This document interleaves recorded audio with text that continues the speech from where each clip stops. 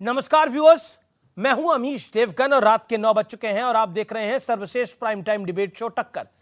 Twitter के पूर्व CEO Jack Dorsey ने दावा किया है कि भारत में किसान आंदोलन के दौरान ट्विटर पर दबाव बनाया गया और कहा गया कि जो लोग किसान आंदोलन का समर्थन कर रहे हैं उनका अकाउंट बंद किया जाए। उनके इस बयान को सरकार ने सरासर झूठ बताया, लेकिन विपक्षी दल सरकार को ही कटघरे में खड़ा कर रहे हैं। ऐसे में बड़ा सवाल है कि विदेशी दुष्प्रचार को एजेंडा बनाकर विपक्ष सरकार पर क्यों टूट पड़ती है। आज इसी पर होगी सीएनबीसी आवाज पे जोरदार टक्कर। विदेशी प्रोपेगेंडा विपक्ष का एजेंडा, सीएनबीसी आवाज के टक्कर के ट्यूसडे एडिशन पे आज इसी विषय पर होगी संपूर्ण बातचीत।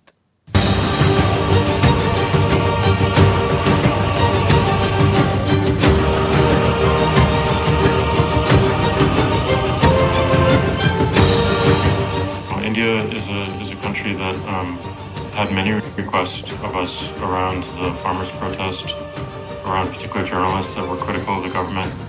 We will shut down your offices. ये जनाब ट्विटर के पूर्व सीईओ जैक डॉर्सी हैं, जो महीनों तक चुप रहे और अब भारत की बदनामी का एजेंडा चलाते हुए कह रहे हैं कि 2020-21 में सरकार ने उन ट्विटर हैंडल्स को ब्लॉक करने को कहा था जो किसान आंदोलन का समर्थन कर रहे थे, लेकिन विपक्ष इसके दावे पर बहुत खुश है। This proves that we have dictatorship in garb of democracy in the country.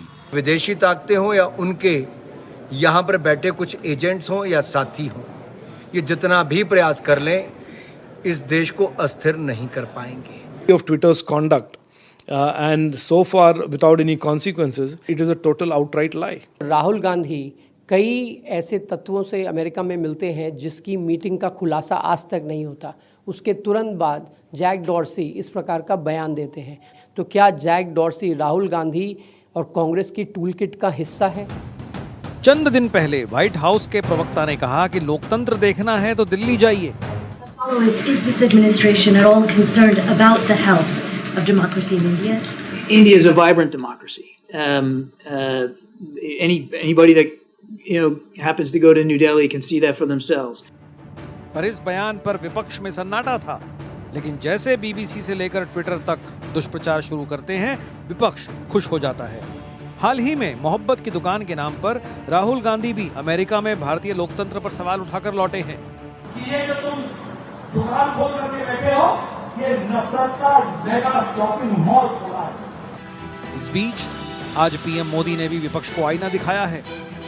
ये भाई भतीजावाद वाली पार्टियां देश के सामान्य मानवी से आगे बढ़ने के अवसर छीन लेती है, जबकि हम देश के सामान्य मानवी के लिए नित नए अवसर बना रहे हैं।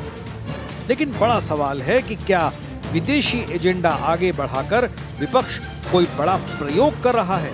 इसी पर होगी देश की सबसे बड़ी बहस। और अब वक्त है सुप्रसिद्ध विश्लेषण देखने का। विदेशी दुष्प्रचार पर विपक्ष के मोहब्बत का विश्लेषण। विदेशी प्रोपेगेंडा क्या था? न्यूयॉर्क टाइम्स 28 जनवरी 2022 को लिखता है कि पैकेजेस से नेताओं और पत्रकारों की जासूसी हो रही है। विपक्ष लामबंद हुआ और राहुल बोले मेरी भी जासूसी हो रही है, मेरा फोन भी टैप हो रहा है। जब फोन मांगा गया तो नहीं दिया। विदेशी प्रोपेगेंडा बीबीसी डॉक्यूमेंट्री 17 जनवरी 2023 को आती है। गुजरात दंगे पर जहरीली डॉक्यूमेंट्री बनाई गई।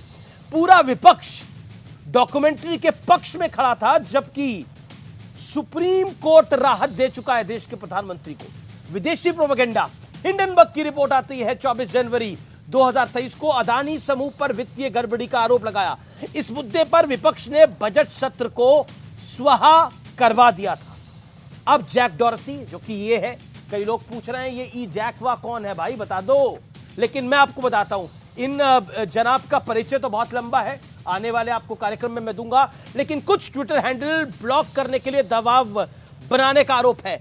एजेंडा चलाने के लिए मशहूर जैक डॉर्सी के साथ विपक्ष खड़ा हो गया है, जबकि वो भारत पर भरोसा नहीं कर रहा, जैक डॉर्सी पर भरोसा कर रहा है। आपका भरोसा किस पे है, भारत पे या जैक डॉर्सी पर? और अब बड़ा सवाल, क्या विदेशी दुष्प्रचार विपक्ष के एजेंडे को सूट करता है? मेरे साथ इस पे बात करने के लिए कई मेहमान जुड़ेंगे, लेकिन मैं पहले राउंड के लिए बुलाता हूं शहजाद पूनावाला, प्रवक्ता भारतीय जनता पार्टी के, और साथ ही बुलाता हूं सत्य प्रकाश मिश्रा से, जो कि नीतीश विचार मंच के हैं, यानी जेडीयू के हैं। आप दोनों से निवेदन, आप उधर चले जाइए। और मेरा सवाल सीधा सत्य प्रकाश पहले आपसे है, ऐसा क्या विदेशी एजेंडा है जो आपको सूट लगातार कर रहा है? भारतीय जनता पार्टी कह रही है कि आपको भारत पे यकीन नहीं है और विदेशियों पे यकीन है।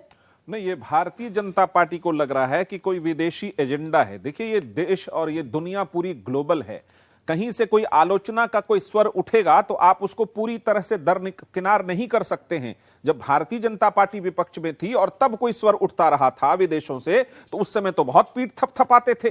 तो बात इस तरह से होनी चाहिए कि जो जैक डॉर्सी ने कहा है वो उसकी जांच करा लीजिए, आपकी क्या ये सही है या गलत है। और स्क्रीन पे एक बार डालिए, 1 सेकेंड, जी 10 सेकेंड, कि जब इस देश के प्रधानमंत्री फेसबुक के मार्क जुकरबर्ग को अपनी घर की कहानी सुना रहे थे, तो वो कौन सा एजेंडा फिक्स कर रहे थे वहां अमेरिका में बैठ करके, वो आपको बहुत सुहाता है।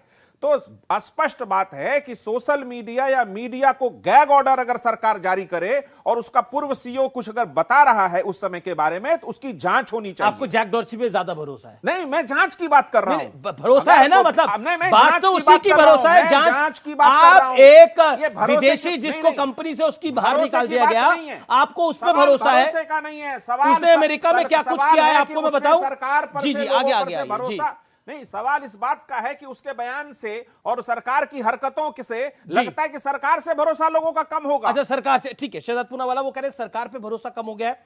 और जो बड़ा सवाल है, क्या विदेशी दुष्प्रचार विपक्ष के एजेंडे को सूट कर रहा है? वो कह रहे हैं क्यों नहीं सूट करेगा, जब सूट करेगा तो वो आगे भी बढ़ाएंगे। देखिए, कांग्रेस को तो हमेशा विदेशी ही भाता है, ये तो आप पार्टी के भीतर भी देख सकते हैं। क्या कांग्रेस पार्टी ने 370 से लेकर surgical strike, Balakot air strike सभी पर पाकिस्तान के सुर में सुर नहीं मिला है? क्या ग्लोबल टाइम्स की रिपोर्ट को पैमाना बनाकर चाइना में गलवान के हमारे बलवान पर सवाल नहीं उठाया है? क्या कांग्रेस पार्टी ने जेरेमी कॉर्बिन जैसे व्यक्ति से मुलाकात करके उसके एंटी इंडिया स्टैंड को इंडोर्स नहीं किया है? और मैं आपके दर्शकों के लिए आज एक तस्वीर लेकर आया हूँ, कुछ दिखाना चाहता हूँ। दरअसल आज चर्चा हो रही है जैक की।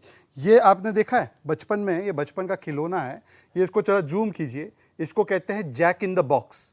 ये जैक इन द बॉक्स जो खिलौना होता है ना, जैक इन द बॉक्स, ये खिलौना पता है कैसे चलता है? ये खिलौना क्या दिखा रहे हैं भैया? ये जैक इन द बॉक्स होता है। कोई बच्चा तो है नहीं? नहीं, ये जैक इन द बॉक्स खिलौना क्या होता है, देखिए जोर से इसको थोड़ा सा जूम कीजिए कैमरा पर्सन, थोड़ी सी जूमिंग करेंगे तब दिखेगा।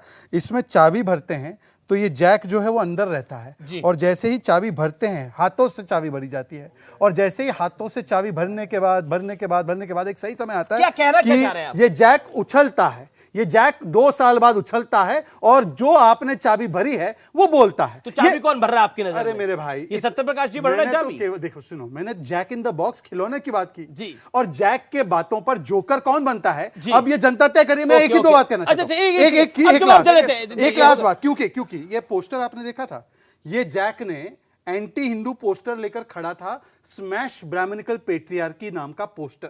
ये वही जैक है जिसकी खुद की सरकार ने कहा है कि ये यूएस चुनाव में इंटरफेयर करता है। ये वही जैक है जिस पर फाइन लगा है अलग अलग लॉ के वायलेशन करने के लिए। वो सारी जानकारी है। अब चाबी कौन भर रहा है, चाबी कौन भर रहा है और जोकर कौन बन रहा है? जवाब दीजिए सत्य प्रकाश। कैम्ब्रिज एनालिटिका का जब मसला आया था कि डेटा चोरी करके कैसे सरकार चुनाव लड़ रही थी भारतीय जनता पार्टी की, तो उस समय ये बगले झांक रहे थे। उस समय कोई इनको जैक नहीं दिख रहा था। ये आंदोलन को दबाने की कोशिश में, अगर आप किसानों के आंदोलन को दबाने की कोशिश में एक बात आई है तो जांच करा लीजिए ना। रहा बात जैक सही टाइम पे, हैक करना चाहते हैं, जैक सही टाइम पे बाहर आया है तो तिलमिलाहट तो होगी इनको।